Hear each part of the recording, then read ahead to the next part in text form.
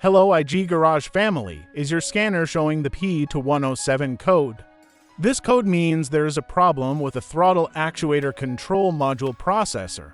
If you ignore this issue, your vehicle may go into limp mode, experience poor throttle response, or even fail to accelerate properly. P2107 stands for Throttle Actuator Control Module Processor.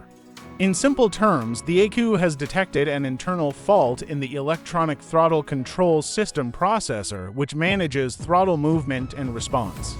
This system controls the throttle electronically drive-by-wire, which regulates how much air enters the engine for proper combustion and performance. Common symptoms include check engine light on, reduced engine power, poor acceleration, throttle not responding properly, and sometimes engine stalling.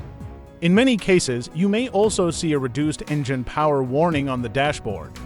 Now the most important part, component and sensor locations. The throttle body with actuator motor is located on the intake manifold, where air enters the engine.